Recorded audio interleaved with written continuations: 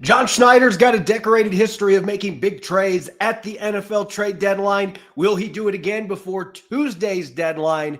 Going to be breaking down what I'm hearing heading into the final home stretch here on our Monday edition of Locked On Seahawks.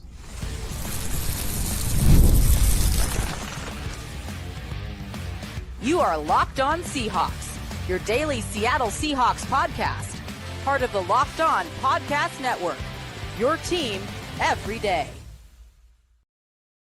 Greetings, 12. This is Corbin Smith, host of the Locked On Seahawks podcast, your daily Seahawks podcast, part of the Locked On Podcast Network, your team every day. Happy NFL trade deadline eve to all the 12s out there, whether you're listening in from Renton, where the VMAC is at, or Coeur d'Alene, Idaho. Greatly appreciate each and every one of our everydayers who tune in and make Locked On Seahawks your first listen 5 days a week. The trade deadline is going to be upon us tomorrow afternoon. John Schneider has made a bunch of moves this time of year during his time as general manager of the Seahawks. Will he do it again? I'm going to be diving into some of the things that I'm hearing and looking at some of the positions the Seahawks may be making phone calls about tonight, trying to figure out whether or not they're going to bolster their roster before the trade deadline passes on Tuesday. Plus, Monday Musings, dishing out my in-depth all 22 takeaways after rewatching Seahawks win over the Commanders on Sunday Night Football.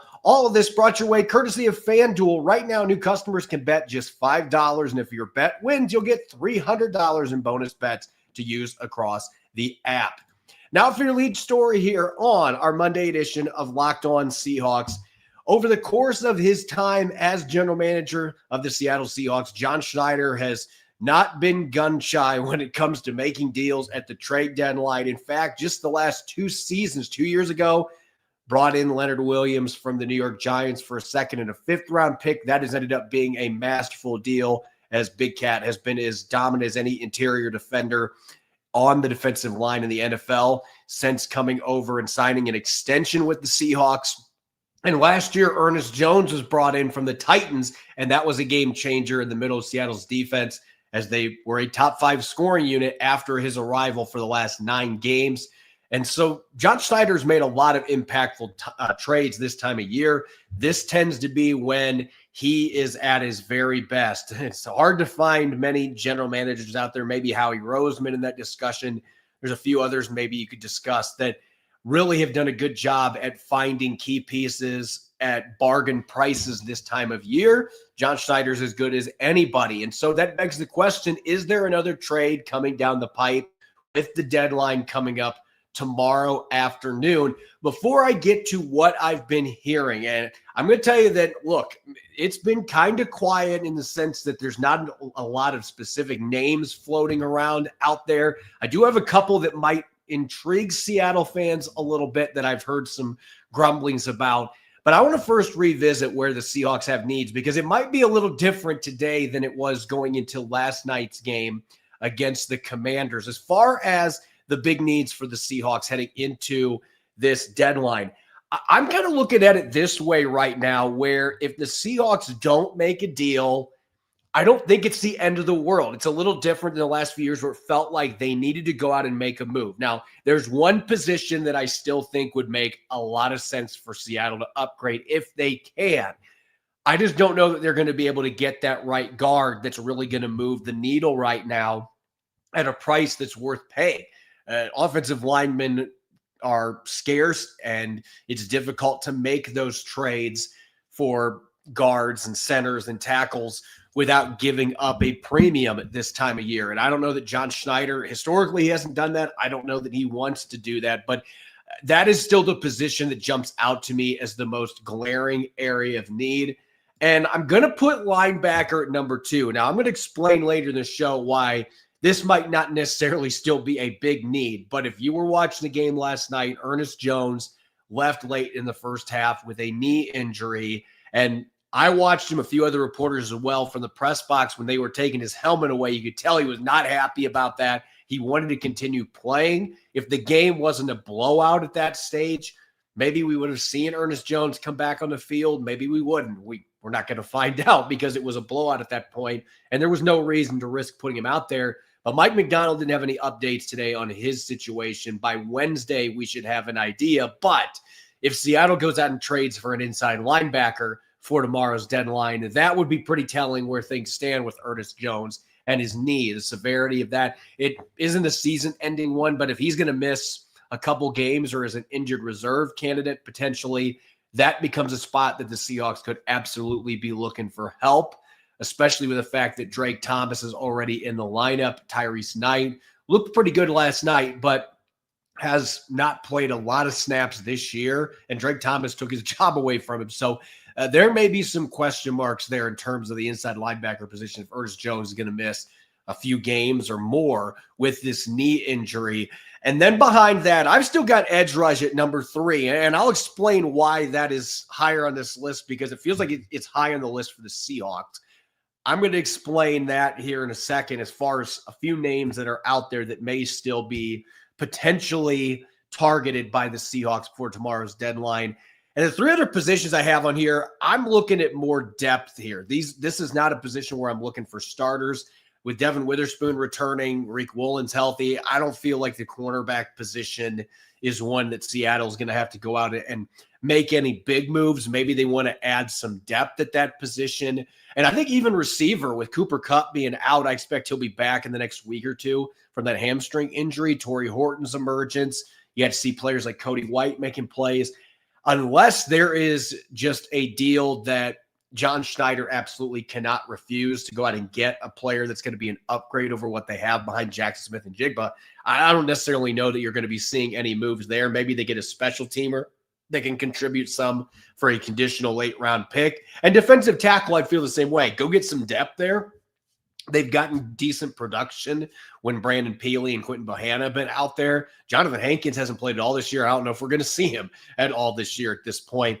That could be a position from a depth perspective that they try to add another body that can help them and take a little bit of the load off of Leonard Williams, Byron Murphy, and Jared Reed in the middle. But again, when I look at this list, aside from right guard, there isn't really a position that jumps out to me where I'm feeling like they absolutely have to go make a move. Now, as far as names go, I've already mentioned Cesar Ruiz. I know the Seahawks have at least inquired on that front with the New Orleans Saints, and there's a few reasons that make sense. One, he's 26 years old. He's still a young player, former first-round pick. He played pretty much his best football in all facets last year for Clint Kubiak and John Benton. Both those coaches like Cesar Ruiz. So it would make sense from a familiarity standpoint. And oh, by the way, he's under club control for a couple seasons. So you would be getting a player that isn't a rental. Now, with that, the Saints, from my understanding, they're wanting a third-round pick and maybe a day 3 selection on top of that. I can't see John Schneider paying that kind of a price for a player who's been inconsistent throughout his NFL career. So Ruiz is still a name to keep a close eye on. Have not heard any other names specifically at the guard spot, but Ruiz is one that I've been hearing for a couple weeks that the Seahawks were keeping tabs on if he became available, that John Schneider was absolutely going to be looking into that. So I still think there's a chance we could see something happen there. If the price ends up being right, the Seahawks would like to flip a couple picks or a player with a pick to go get Cesar Ruiz and bring him in. It remains to be seen whether that's going to happen. There's some other older veterans out there like Kevin Zeitler that maybe you could call about. But again, I've heard nothing on that front that Seattle's looking to do that. Another name I'm going to throw out here. Everybody is expecting me to mention Myles Garrett. The Browns, from my understanding, there's no way that is going to happen. But another name I'm going to throw out here, I don't expect this is going to happen. The Raiders have given no indication that they are willing to move Max Crosby, but this is a player that the Seahawks have coveted for a long time. When they were getting ready to trade Geno Smith, they inquired about Max Crosby. I can tell you that they have made a few phone calls there to see where things stand. And Crosby has a deal, an extension he just signed in March that is a really movable asset if the Raiders want to do it. It's a team-friendly contract that doesn't have a ton of dead cap hits. The Seahawks would have to absorb most of that, but you would be getting him for multiple seasons in the prime of his career. You'd have to give up multiple first-round picks to do that. I don't know if John Schneider would make such a move again after the way the Jamal Adams trade went, but he has shown he was willing to do that. And And I can tell you that they have at least looked into that. There's been several other teams that have called about Max Crosby. I would not expect that the Raiders are going to be dealing him. Trey Hendrickson, haven't heard anything on that front, but certainly Crosby's a name to keep an eye on just to see if the Raiders budge and somebody throws him a deal. I don't know that John Schneider would be the one that would do that, but Crosby is a guy that would be absolutely worth that kind of a draft haul, especially with him having an extension. And all indications are the Raiders are not moving him. He wants to stay in Las Vegas, but that is kind of the wild card to watch here. Kayvon Thibodeau is another name that I heard Seattle had some interest in, but Giants haven't shown any indication they're willing to move him either. So this could end up being kind of a quiet deadline day, even though the Seahawks have aggressively been seeking out possible deals.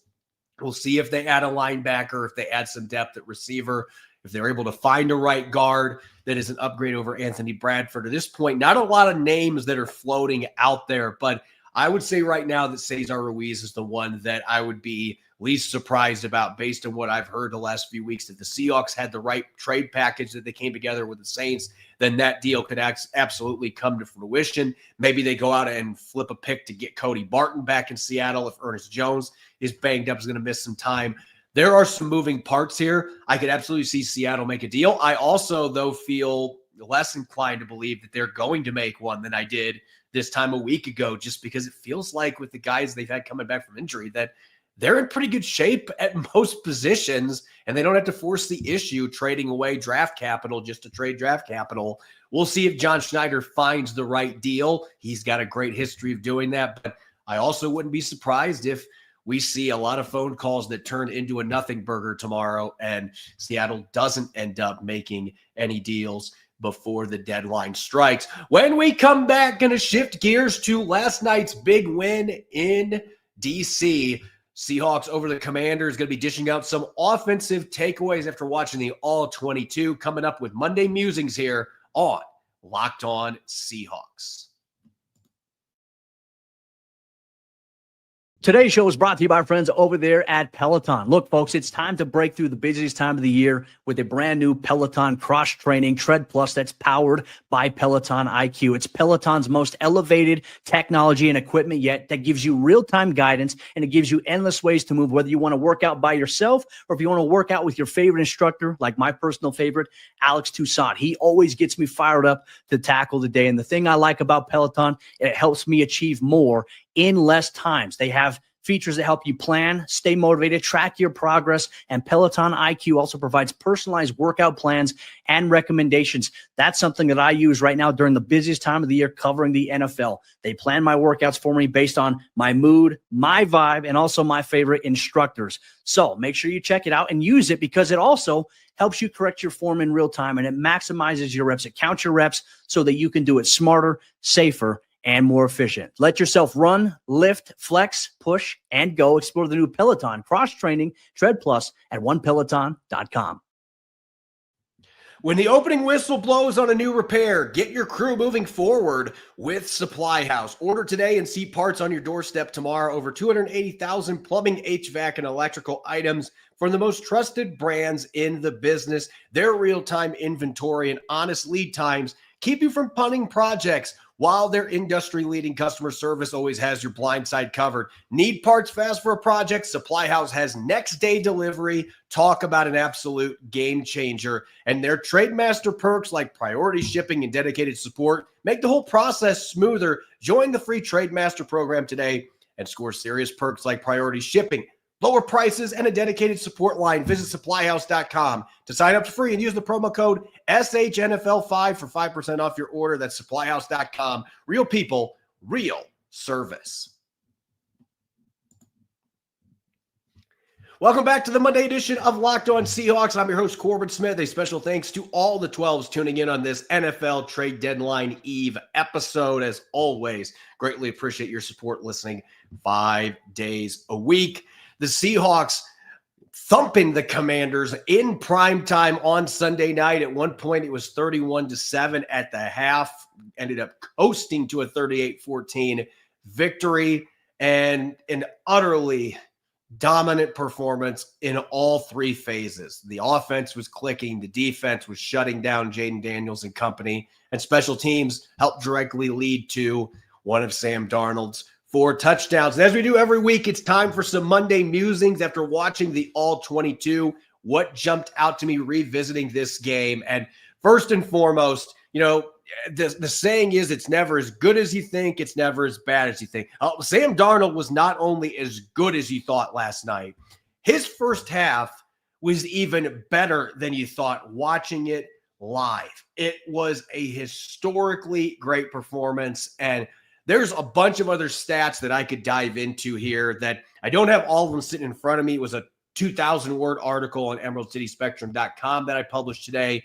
Just a lot of jaw-dropping numbers coming out of this game from a historical perspective. When you look at what Sam Darnold did in the first half, it wasn't just that he was 16 for 16, unblemished throwing the football. He averaged almost 18 yards per attempt. That looks like a typo. I went back and dug through all the box scores using StatHead on Pro Football Reference. I dug through all their data, and I was just curious about games that ended like that. There were 2 games where quarterbacks in NFL history completed at least 16 passes and had more than 16 yards per attempt. They both happened way before the NFL-AFL merger, and it was by 2 Hall of Famers, and Johnny Unitas, Sammy Baugh.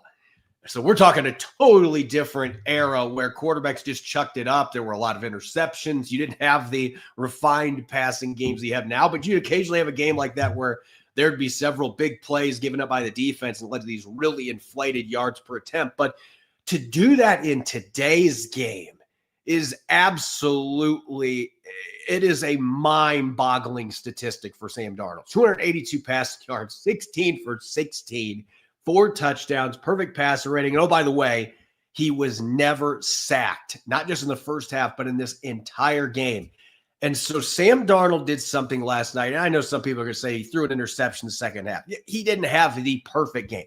However, you were witness last night to a game that had never happened in NFL history. There had never been a quarterback that completed more than 87% of his pass attempts, that had at least 15 attempts, that completed more than 87%, had over 330 passing yards. He had exactly 330, 4 passing touchdowns, no sacks taken, and a yards per attempt over 13 for the game. That had never been done in NFL history. Tom Brady doesn't have any games that look like that. Peyton Manning doesn't have any games that look like that. Aaron Rodgers in his prime. You talk about any of the great quarterbacks out there, none of them ever turned in a game like Sam Darnold did. Really, a lot of that was in one half, and that's what makes it all the more spectacular. So I could sit here and just continue to rave. There's so many different stats you can throw out there, but right now, Darnold is one of 4 quarterbacks ever that has over a 70% completion rate, over 2,000 passing yards, 15 or more touchdown passes, and been sacked 10 or fewer times. He's only the 4th quarterback in NFL history that's done that in the first 8 games of his team's season. It's just an absolutely mind-boggling start, but this is the game that really put the bow on top with what he was able to do out there. So you thought it was great, and then you watch and realize, I just witnessed something I might not see again. That was how incredible that performance was from Sam Darnold. And just putting it in context, it makes it easier to understand that, wow, we witnessed an all-timer. And it's hard sometimes in today's game with how much teams sling the ball around and how much volume there is. But last night proved there can still be truly spectacular historical performance made by quarterbacks in today's game. Sam Darnold absolutely did that. In the run game, I talked a lot after the game last night about how much I appreciated the game planning by Clint Kubiak, and I'm sticking with that. I loved what he did attacking off the edge with the run game, jet sweeps, getting tosses mixed in there early on, and I thought the offensive line did a pretty good job the first few drives. I know Mike McDonald was frustrated about this, so after the game, the way that they didn't run the ball well in the second half when the other team knew they were running the ball, that's when good teams can find ways to run the football. And the targeting continues to be the biggest issue. It's the angles off the line of scrimmage. The offensive line is just not getting their hands on guys and sticking with it. And the physicality is not an issue. The toughness is not an issue. This is a physical line, but it's the technical stuff that is still hurting him. So coming out of this game, I think there's some positives absolutely early, but that's the big thing you hammer home this week. We got to continue finding ways to get this run game unlocked and get more consistency with the targets from our offensive line. So feels like a broken record, but that's still the way things stand on the offensive line for the Seahawks. Third thing here for me coming out of this game, everybody mentions the tush push in Philadelphia, and the Seattle scrum, we had our first example of it not working last night. Seattle ended up scoring a touchdown anyway because there was a false start on Charles Cross where he started about 10 seconds before the play was going to go off. It was the worst false start I've seen in a long time, but A.J. Barner got a touchdown on a Seattle scrum play later in the game to, as Sam Darnold put it, clinch it. I think it was already clinched at that point, but it made it 38-7 in the third quarter.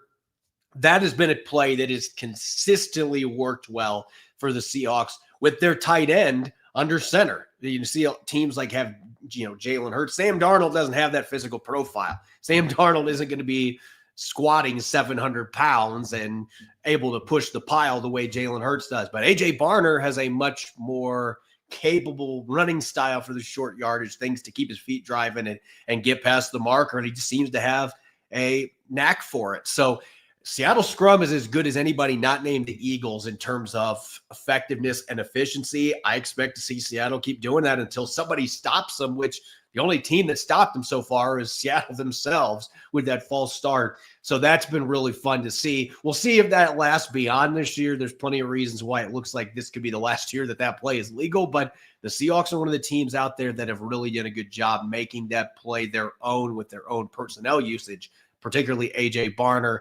under center.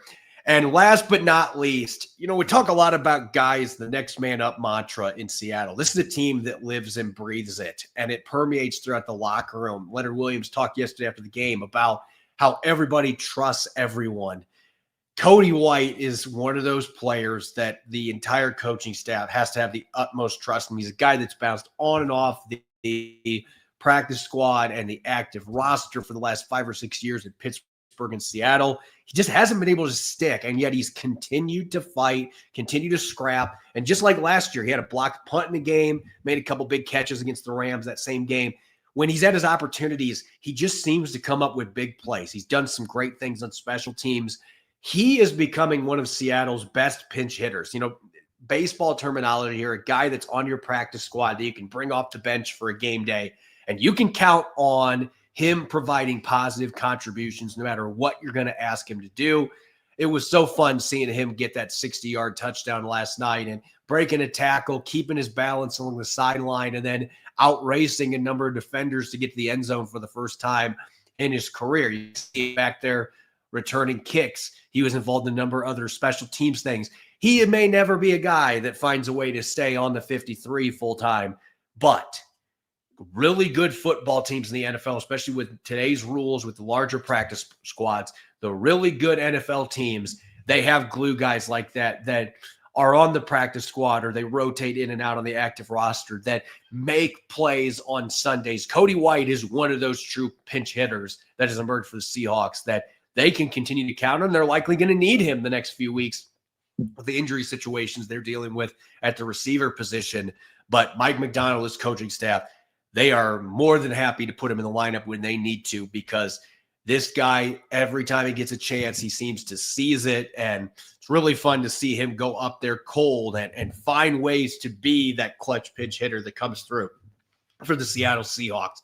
Coming up next, I'm going to continue my Monday musings out of last night's romp over the Commanders. Going to switch over to defense and maybe a sprinkle of special teams mixed in there as well. That's coming up next here on our Monday edition of Locked On Seahawks.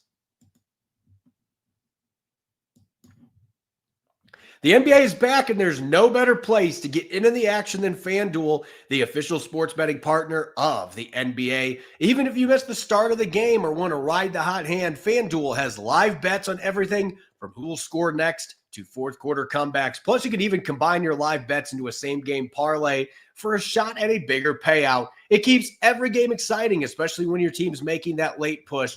Right now, FanDuel is giving new customers $300 in bonus bets when your first $5 bet wins. So head to FanDuel.com to sign up and play your game with FanDuel, the official sports betting partner of the NBA.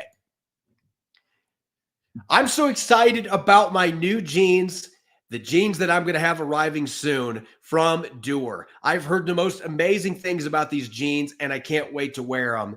They have a chance to be game changers. We're talking performance denim, slim straight, that's going to be extremely comfortable, and it's going to allow me to wear them for work, errands, dinners, drinks, sporting events, you name it. It's going to be the everyday wear. And Duer jeans have 5 times the stretch of traditional denim. They're antibacterial, meaning your jeans stay fresh longer so you can wear more and watch less. And made with Cool Max that regulates your body temperature and wicks moisture, it keeps you comfortable as the temperatures change. Duer combines classic jeans wear style with the kind of comfort and performance you get from athletic wear. It is truly the best of both worlds, designed to look great and stay comfortable all day, no matter what you're doing. Duer are pioneers of blending technical innovation with everyday clothing. They invented the original performance denim. Simply put, Duer makes the world's most comfortable pants without having to sacrifice style. Trust me, once you try these, they'll be your go-to. Get a pair for yourself or as an amazing holiday gift. Go now to shopduer.com/LockedOnSeattle. You'll get 15% off your first order. That's shopduer.com/LockedOnSeattle for 15% off. Shopduer.com/LockedOnSeattle. Welcome back to the Monday edition of Locked On Seahawks. I'm your host, Corbin Smith. A special thanks to each and every one of the 12s out there. Thanks for tuning in and making Locked On Seahawks your first listen 5 days a week. We greatly appreciate it. The Seahawks moving to 6-2, jumping up to the number 3 spot in the NFC standings, still in first place by tiebreakers in the NFC West with a 38-14 blowout win over the Commanders at Northwest Stadium. Continuing our Monday Musings deep dive after watching all 22. Time to dish out some takeaways on the defensive side of the football. A number of players maybe that I didn't talk about much in the postgame show that after watching the all 22 stood out. And there were a number of exciting plays on defense in this game. Tayakata's highlight reel interception. That was still probably my favorite play made by Mike McDonald's defense last night. But there's a close second here, and it goes to Nick Emmanwori. And this play was in the third quarter. It was a quick bubble screen to Deebo Samuel. And Seahawks fans know from all the years that Samuel tortured the Seahawks with the 49ers just how dangerous that he can be on quick catches like that with his running back build, his power, the ability to break tackles and create chunk yardage after contact. Nick Emmanwori was engaged in a block against a bubble screen to Deebo Samuel, and with one arm was able to drag the receiver/running back down with ease. It was as impressive of a physical play as you're going to see by a defender, let alone a safety. For him to have his left hand on the blocker, one hand reach out and have the strength and the power to bring down Deebo Samuel, that was a phenomenal play. There were a few times in coverage that it looked like Emmanwori was in no man's land. I've noticed that the last couple of games. He's still trying to get his feet underneath him. Rookies have that happen, and he missed some time, so he's a little behind there. But he is also making significant plays every single week. He's been able to match up on speedy receivers in the slot. He can man up on those guys with his athleticism, his burst. At 6'4", 230 pounds, it's ridiculous that he can do that. And just what he has brought this team in terms of shutting down screens, getting in the backfield, a couple of nice pressures, blitzing yesterday. He continues to tantalize with his talent and showcase why people like myself were so excited about him, not just coming out of the draft, but getting to see him on the practice field and training camp and feeling like this kid can be an impact player right out of the gate. Had to miss some time with that ankle sprain, but now you are seeing the type of plays that this kid makes. There are very few guys in the NFL that are going to make that tackle that he made on Deebo Samuel. We've seen the fluidness moving in coverage. Just has to get a little bit more comfortable, but that's going to come. He's a rookie, and he's already making improvements. The ceiling is absolutely blown off. That the roof has been shot into the stratosphere with this kid. He has that kind of upside, and you're already seeing some of those plays with that uber athleticism, and the reason that there's so much hype, and that hype train is not slowing down now that he's been healthy for several games. We're starting to see what he's capable of doing. The one thing that still concerns me coming out of this game, and Leonard Williams highlighted this yesterday, there were some plays that they missed, and Jaden Daniels is going to do this to teams. He is an incredible athlete, and he does this to every defense. But there were multiple times that the Seahawks had him lined up for a chance to get him down in the backfield, and they missed. Derek Hall had a couple bad misses.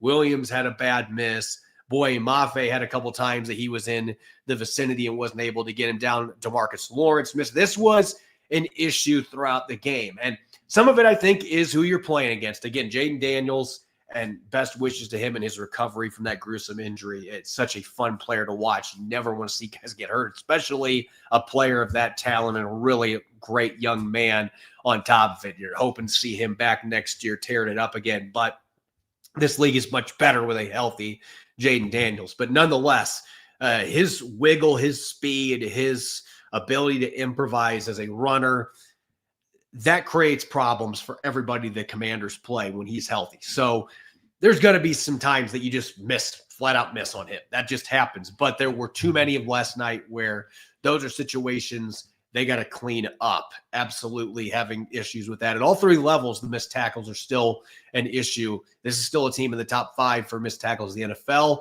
That's something they're going to continue to strive to cut down here. I think that's the biggest thing that's holding this defense back from just being top 1, 2 in the entire NFL right now. Those are the mistakes that are still hurting them when they're giving up big plays and extended drives. A lot of it has to do with finishing tackles. And then going to the secondary here, Devin Witherspoon, you look at the game that he had, didn't have a sack, didn't have an interception, didn't have a pass breakup. So if you look at the box score, you're probably thinking, well, that was kind of a ho-hum return for him. But you get to see the impact that Devin Witherspoon has without putting up huge numbers throughout the night. First off, Jaden Daniels just was staying away from him. Jaden Daniels was not throwing the ball in Devin Witherspoon's direction. So he didn't get chances to make plays on the football. He's kind of one of those players that teams game plan, you know what? We're just not going to give him many chances, if any. We're just going to keep the football away from him. I thought he made some really nice tackles in the run game. You felt his energy out there, and Mike McDonald has talked about that so many times and how it rubs off on the rest of the team. And look, Tyakana's interception does not happen without that big hit that he made on Jaden Daniels on the blitz. So we got to see some of that as well in this game. So it might not have been a game that he stacked up a bunch of tackles and didn't have a bunch of splashy plays, but Devin Witherspoon, unlike that Cardinals game where he felt like he wasn't healthy and obviously missed the next several games, he looked healthy last night. He was playing with the physicality and the hard-hitting nature we expect to see from Devin Witherspoon. And you could feel him throughout that game and how he was impacting his teammates in a positive manner with the ball not coming to him and the way that it impacts the game planning for the other side and all the different things that you could do with him. You felt the spoon effect, and that's a big deal for Seattle to have him healthy, hopefully that way for the rest of the season, because that is going to be something that puts this defense over the top 2 if you have your former top 5 pick out there balling the way that he is capable of. And last but not least, real quick on the linebackers, as I mentioned at the beginning of the show, that could be a position because of Ernest Jones' injury. We don't know the severity at this point. If I had to hedge bets right now on it, I'd expect he's probably going to miss a game, maybe 2, based on what I've seen and what I've heard. But we're not going to know till Wednesday where his standing truly is at. Maybe it is less significant than that, and he has a chance to play this weekend against Arizona. We don't know. But if Seattle decides to make a deal for a linebacker, that would be an indicator to me he's going to miss some significant time here. Because I don't think for a game or 2 that they are in a position where they can't get by. I thought Tyrese Knight, look, Mike McDonald talked about it in the locker room after the game. The Seahawks posted this video. He was very proud with the way that Tyrese Knight stayed prepared and was ready for that moment. And he ended up leading the team in tackles. He had 10 of them last night. So he was flying all over the place, making plays. Drake Thomas moved over to the Mike linebacker spot, had the green dot. communication, was relaying the plays to his teammates, and didn't miss a beat. He had another really good game, had a sack, was involved as a blitzer, made a couple nice plays in the run game as well. So you're continuing to get really good production from him. If this was a long-term thing, then absolutely I think you got to be looking for, is there somebody we can bring in for that Mike spot, maybe a Logan Wilson for the Bengals, for example, and maybe they still go that route, or Cody Barton coming back from Tennessee. He's having a really good year with the Titans, not playing well, has been one of the few bright spots there after a good season in Denver a year ago. Maybe they end up making a move for somebody like that. But I think if you're looking at one or two games, especially with Mike McDonald being the coach that he is at the linebacker position, I think they can get by with Tyrese Knight and Drake Thomas the next couple of weeks. I mean, you hope that you're going to have Ernest Jones for that Rams game, but if it's only one or two games, I don't know that you need to be sacrificing draft picks to go out and trade for somebody, unless there's truly a deal that you feel like, hey, this is just going to make our team better than what it currently is, and this guy's better than Drake Thomas or Tyrese Knight.